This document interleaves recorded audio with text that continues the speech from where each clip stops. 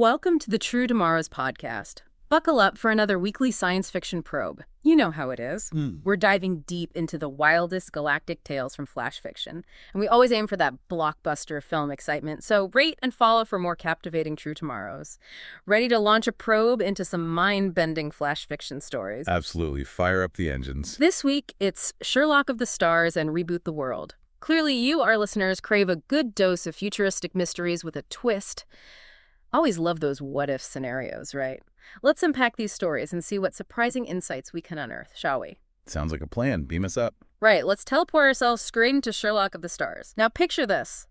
A bustling Martian colony, a melting pot of alien life. And guess who we bump into? Let me guess. A little green Martian. Close, but even more unexpected. It's a clone of Sherlock Holmes, of all people. The flash fiction story paints such a vivid, almost surreal picture. What was your first reaction to seeing the quintessential Earth-bound detective transplanted to Mars? It's quite the image. You know, it really makes you think about the core of deduction, doesn't it? Holmes' brilliance, as we know, is all about observing those minute details of Victorian London, right? So plop him on Mars, surround him with alien species and technologies, and suddenly you have to wonder, do his methods still hold up? Are they universally applicable, or do they need a complete overhaul? It's a fascinating question. That's a brilliant point. It's like, would those subtle tells and behavioral patterns he relied on even exist in the same way with, say, a 7-foot-tall tentacled creature? Exactly. It really challenges our assumptions about what makes a good detective. Absolutely. And speaking of challenges, this Martian Sherlock is faced with a very unearthly predicament.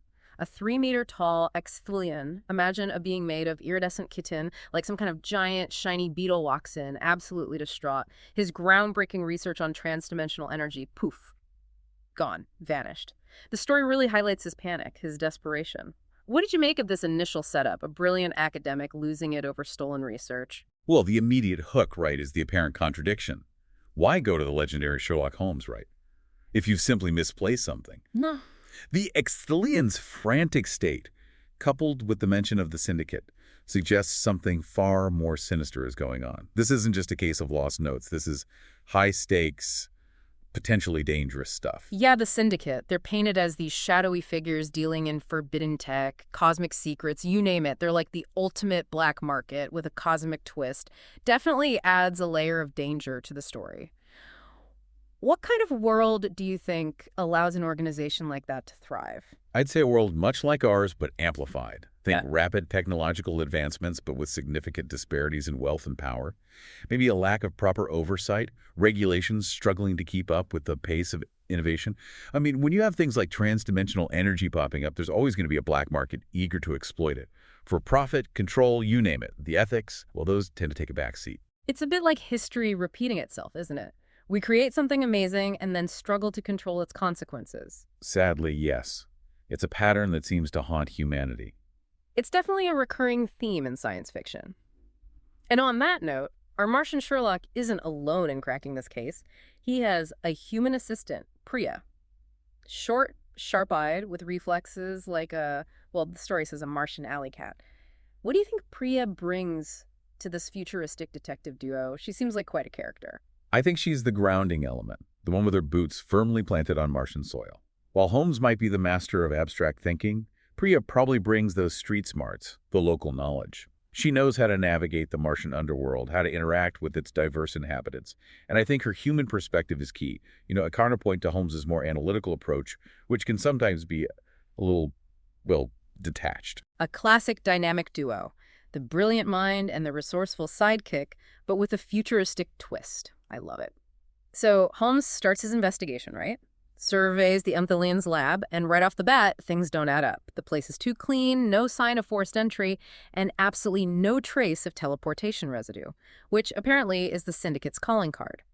Holmes quickly concludes this scene is staged, a classic case of intellectual property theft disguised as a break-in.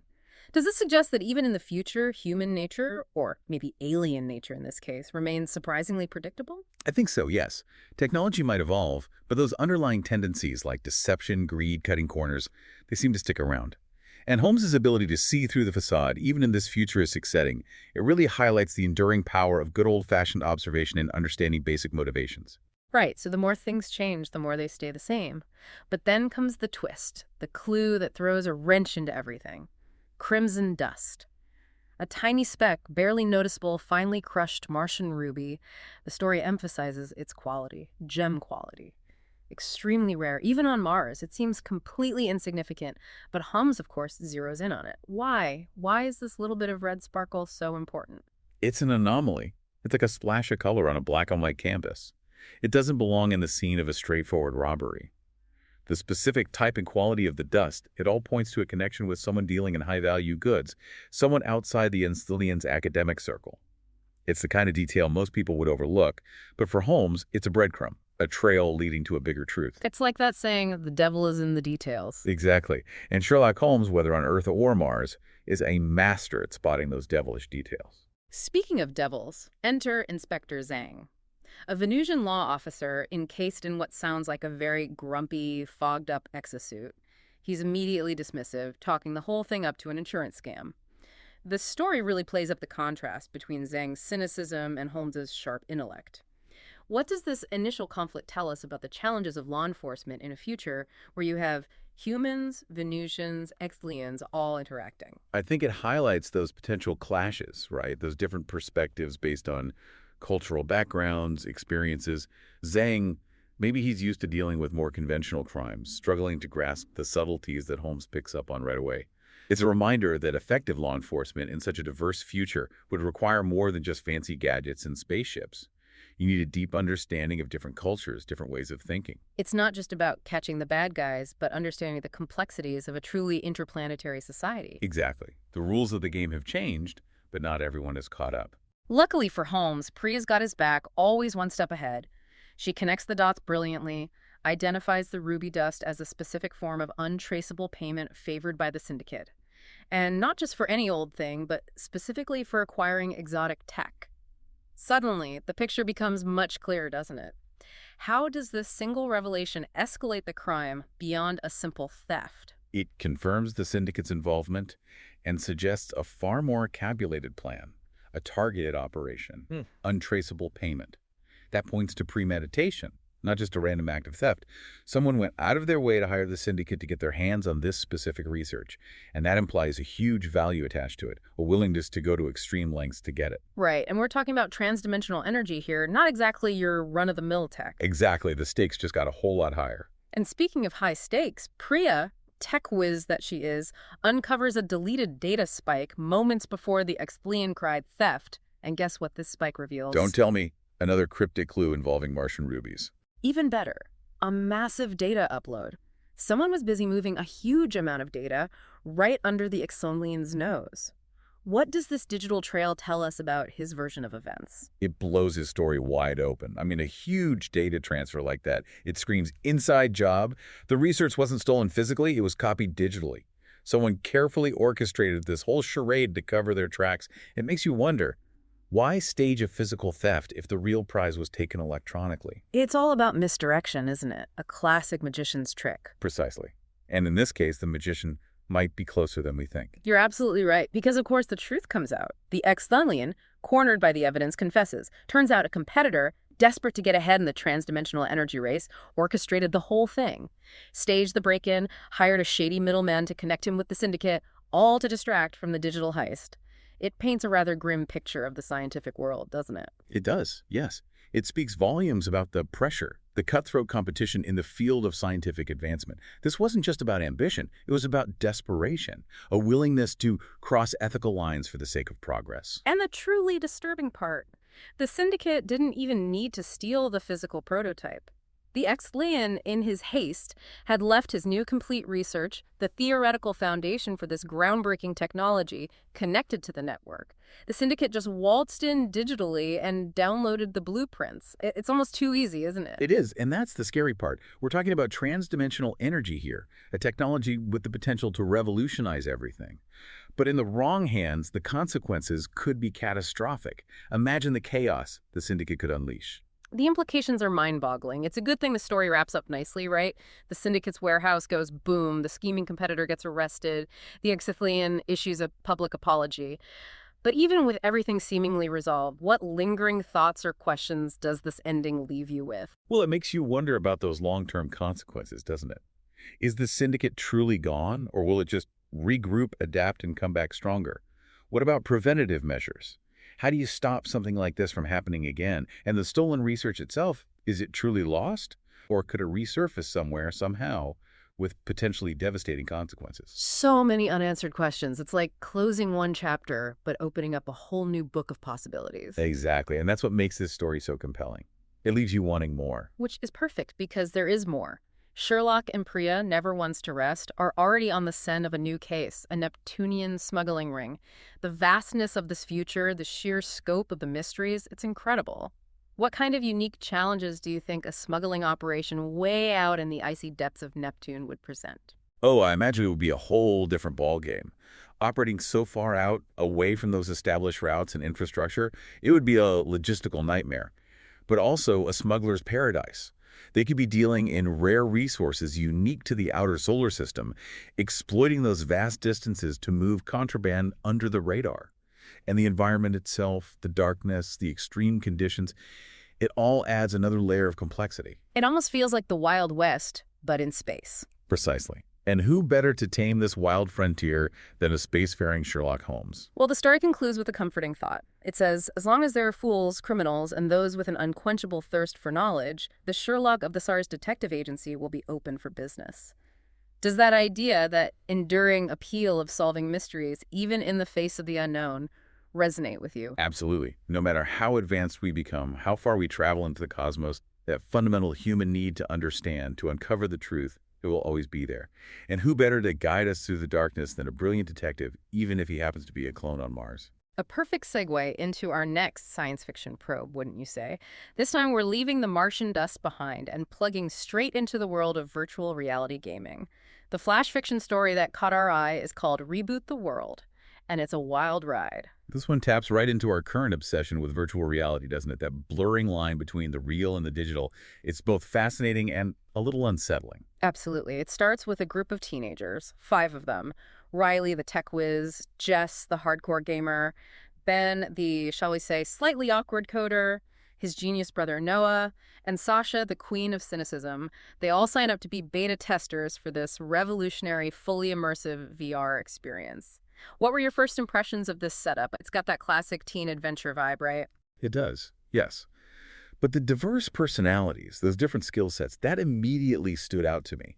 You've got the tech expert, the gamer, the coder, the intellectual, and the skeptic. It suggests each character might play a crucial role as the story unfolds, each bringing something unique to the table. And the promise of a revolutionary experience. Well, that always piques my curiosity. Revolutionary doesn't even begin to describe it. This game is designed to be hyper-realistic, engaging all 5 senses. It's not just about seeing and hearing, it's about feeling, smelling, maybe even tasting the virtual world. It's about blurring the lines between reality and simulation to the point where you can't tell the difference. Have you ever experienced something so real, so immersive, that it made you question your own perception, even for a moment?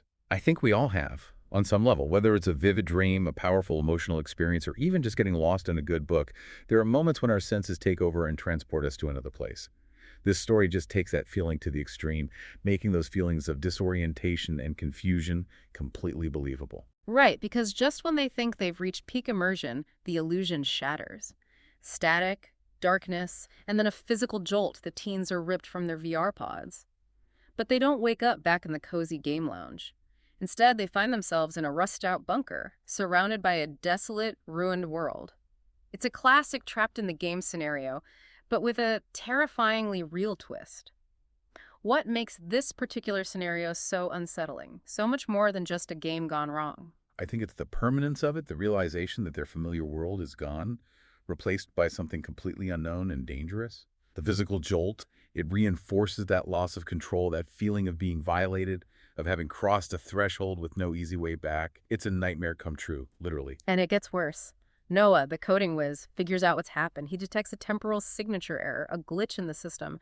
They haven't just entered the game, they've been transported centuries into the future. And this future Earth, it's a wasteland. How does this sudden leap through time from a virtual world to a very real and very bleak future change the stakes of their game? It flips the script entirely. It's no longer about winning or losing a game. It's about survival, pure and simple. Their actions have real-world consequences now, and the consequences are life or death. Those gaming skills they hone for fun, they suddenly become tools for survival.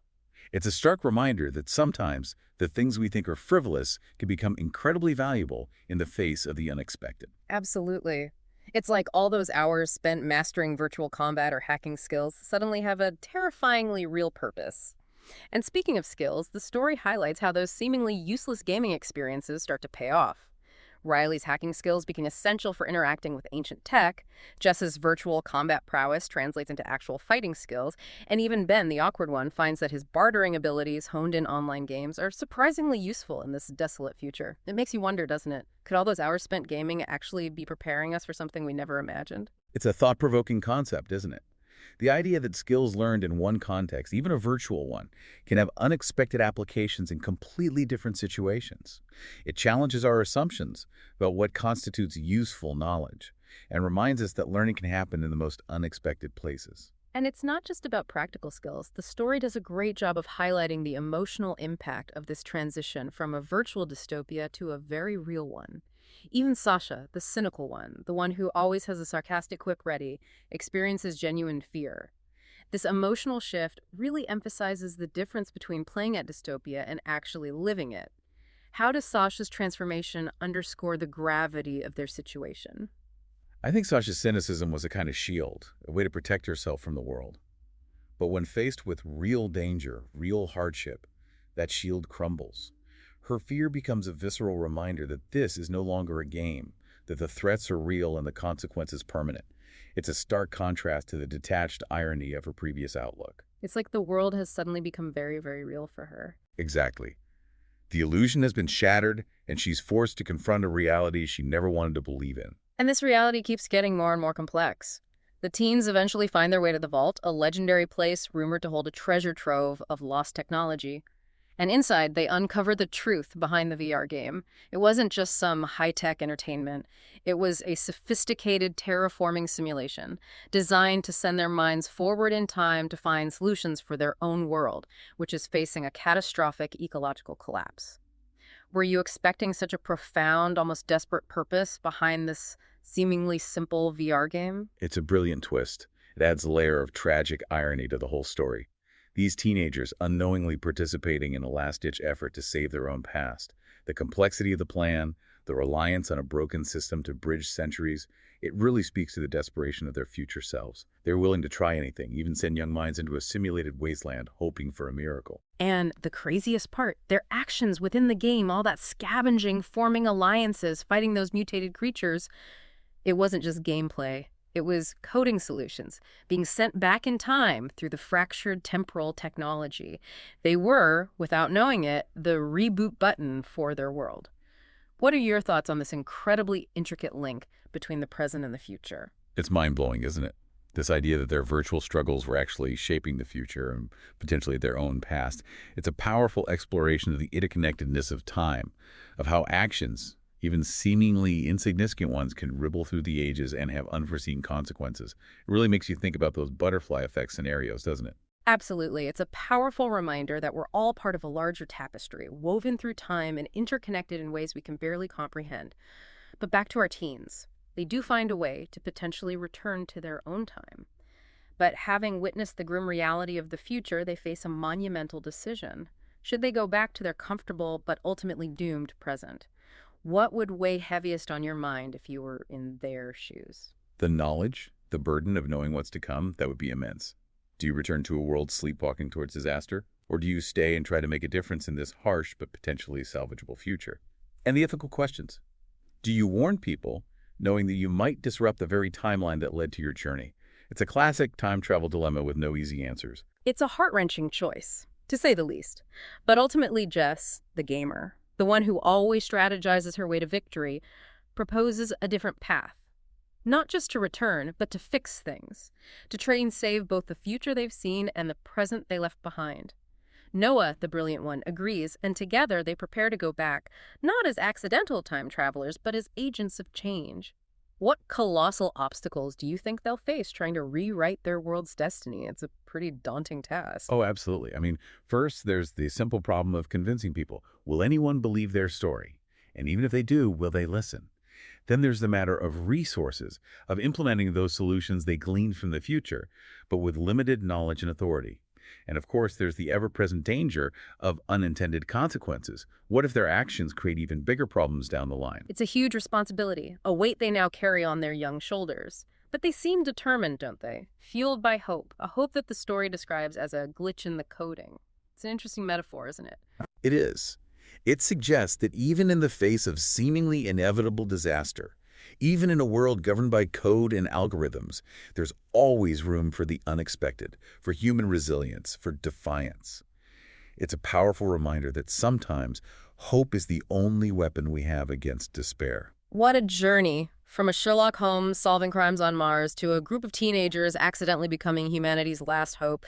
These flash fiction stories, though short, really pack a punch, don't they? They do. And it's not just about the fantastical elements, it's about the human element. The enduring power of curiosity, the ability to adapt and overcome challenges, the unwavering hope that drives us forward, even when faced with the unknown. It's a reminder that even in the vast expanse of space and time, it's those human qualities that truly matter. Absolutely. There are the constants, the threads that connect us all, across realities, across galaxies, across time itself. Well said. We hope this week's science fiction probe has sparked your imagination and given you some serious food for thought. What other true tomorrows are you curious about? What other sources should we tap into for our next deep dive? Let us know. We're always eager to explore new possibilities, to delve into those what-ifs and imagine the worlds that might be. So keep those questions coming, and we'll keep those engines fired up. Thank you for joining us on the True Tomorrows podcast. Don't forget to rate and follow for more captivating explorations into the infinite possibilities of what lies ahead. Until our next adventure, keep looking to the stars.